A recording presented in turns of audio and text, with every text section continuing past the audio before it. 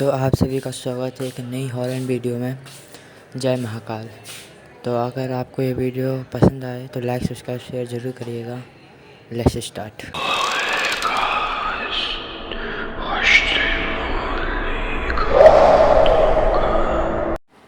इस कहानी के लेखक हैं विकास राय।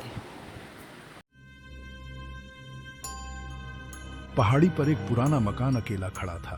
ये कभी भव्य हुआ करता था, अब बस लकड़ी और पत्थर का एक सड़ता हुआ ढांचा। टूटी खिड़कियां खाली आंखों की तरह घूर रही थी। टेढ़ी मेढ़ी शाखाएं टूटती दीवारों पर पंजों की तरह खरोंच रही थी। पेड़ों से हवा सरसरा रही थी। एक उदास और अकेली आवाज। कोई भी उस घर के पास जाने की हिम्मत नहीं करता था। कहा जाता था कि इसमें भूत रहते हैं। गांव वाले उस घर में मारे गए एक परिवार की कहानियां सुनाते थे। उनकी आत्माएं हमेशा के लिए वहां फंस गईं। वे एक डरावनी परछाई की बात करते थे, एक खून से सना हुआ साया जो हॉल में घूमता था। ये कहानियां एक पीढ़ी से दूसरी पीढ़ी तक फुसफुसाई जाती थीं। पहाड़ी पर छिपी बुराई की एक भयानक याद दिलाती थीं। दो दोस्त रोहन और विक्रम पहाड़ी की तलहटी में खड़े थे। वे युवा और लापरवाह थे।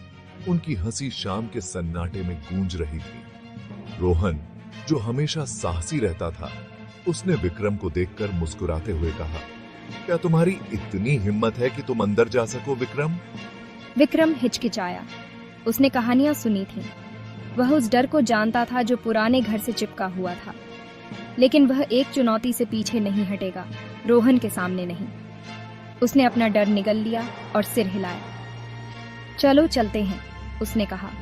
उसकी आवाज जितनी हिम्मत दिखा रही थी, उससे कहीं ज्यादा डरी हुई थी। उन्होंने किरकिराते हुए गेट को धक्का दिया और उगे हुए रास्ते पर चल पड़े। जैसे जैसे वे घर के पास पहुंचे, हवा ठंडी होती गई। एक अप्राकृतिक सन्नाटा छा गया जो उनके अपने कदमों की आहट से ही टूट रहा था। वे घर में दाखिल हुए। दरवाजा विरोध में कराह उठा। अंदर फर्श पर धूल की मोटी परत जमी हुई थी।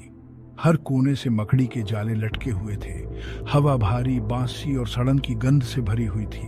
गंदी खिड़कियों से रोशनी अंदर आ रही थी, जिससे दीवारों पर लंबी टेढ़ी मेढ़ी परछाइयां पड़ रही थीं। जैसे जैसे वे घर में आगे बढ़ते गए, परछाइयां मुड़ने और इधर उधर होने लगी, मानो वे जीवित हों। फुसफुसाते हुए, ये जगह ये गलत लग रही है।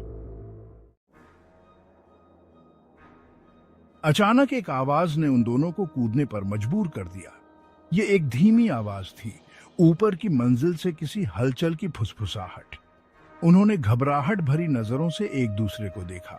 विक्रम का हाथ पकड़कर, क्या तुमने वह आवाज सुनी? उसने फुसफुसाते हुए कहा। इससे पहले कि विक्रम जवाब दे पाता, एक रूह कंपा देने वाली चीख ने सन्नाटे को चीर डाला। यह शुद्ध दहशत की चीख थी जो घर के खाली हॉल में गूंज रही थी। इसके बाद एक जोरदार आवाज आई। उनका खून ठंडा पड़ गया। वे आवाज की तरफ दौड़े। उनका डर पल भर के लिए गायब हो गया। उन्होंने खुद को एक बड़े धूल भरे कमरे में पाया।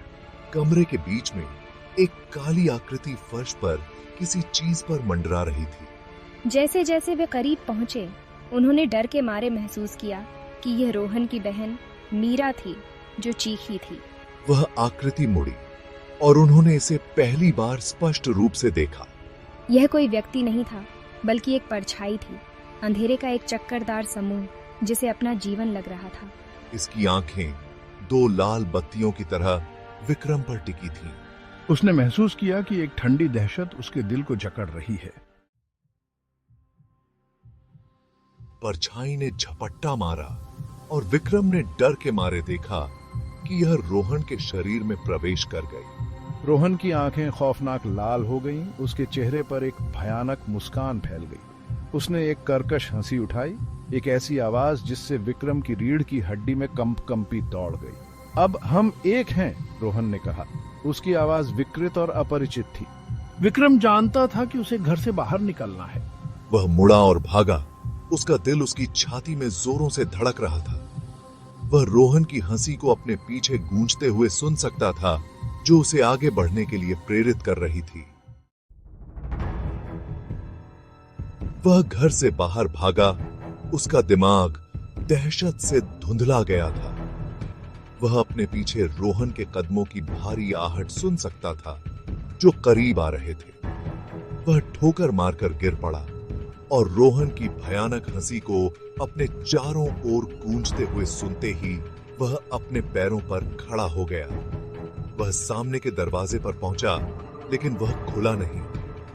वह जाम था या बंद था, वह बता नहीं सका। उसने हताशा में हैंडल को घुमाया, लेकिन वह हिला नहीं। वह फंस गया था।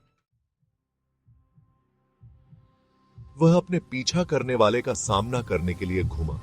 रोहन दरवाजे पर खड़ा था। उसकी आंखें लाल चमक रही थीं। उसके होठों पर एक क्रूर मुस्कान थी। उसने विक्रम की ओर एक कदम बढ़ाया। उससे निकलती परछाई पंजों की तरह बाहर पहुंच रही थी। भागने के लिए कहीं नहीं है विक्रम, रोहन ने कहा।